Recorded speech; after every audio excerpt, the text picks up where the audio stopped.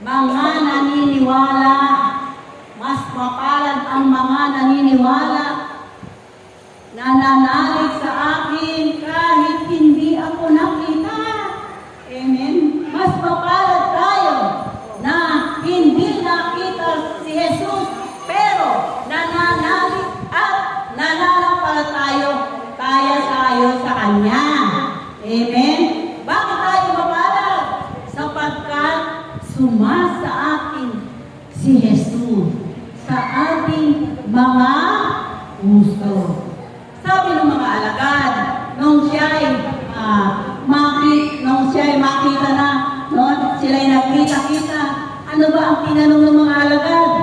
Itatayo na ba natin yung inyong kaharian? Hanggang ngayon, naniniwala sila na magtatatag ng kaharian si Jesus. Totoo, si Jesus ay magtatatag ng kaharian. Pero sa atin ng ating Panginoon, ito'y nakatatag na. Saan? Sa puso ng bawat nananalig at nananampalataya sa akin. Nandiyan na sa mga puso ng bawat isa si Jesus. Sabi nga, kapag ikaw ay nananampalataya sa ating Panginoon, ikaw ay maliligtas. Pag hindi ka nananampalataya, na mangyayari sa'yo? Mapapahamak ka. Mapupunta ka sa dagat-dagatang apoy ng impyerno. Di ba kasi tayo mga tao, likas na makasalanan, walang nakalampas sa pamantayan ng Diyos. Kaya tayo lahat, sabi na, ay makasalanan. Walang hindi makasalanan sa atin. Kaya nga ang ating Panginoon,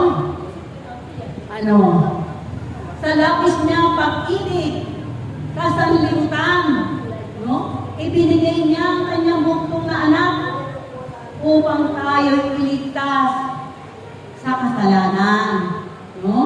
Kapag tayo nanalig at nanampalataya kay Jesus, ano mangyayari sa atin? Maliligtas ka. Amen. Kaligtasan ang dala ng ating Panginoon dito sa atin. At buhay na walang hanggan.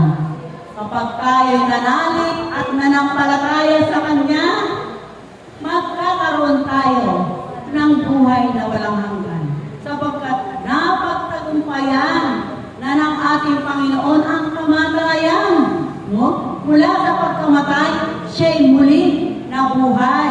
Kaya ipinakita na ng ating Panginoong Jesus yung muling pagkabuhay natin mula sa ating pagkamatay. Ang tanong, saan ba tayo tutungo?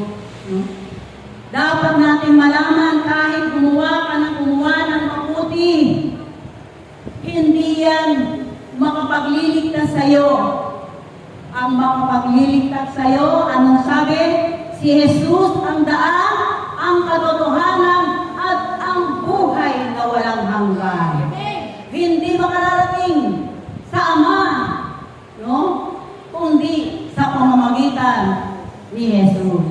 Kaya tayo, manalig at manampalataya tayo sa ating Panginoon, na siyang larawan ng Diyos na hindi nakikita.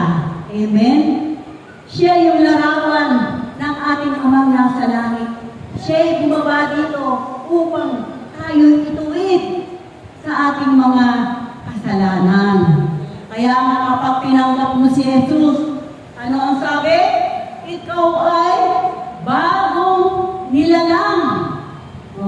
Yung dati mong buhay na walang kabuhay-buhay, ngayon, dahil nasa iyo si Jesus, nasa puso mo si Jesus, ikaw ay isa ng bagong nilalang. Kailangan natin ipakita yung ating pagbabago pag tayo tinanggap natin si Jesus. Kasi hindi tayo makagagawa ng mabuti kung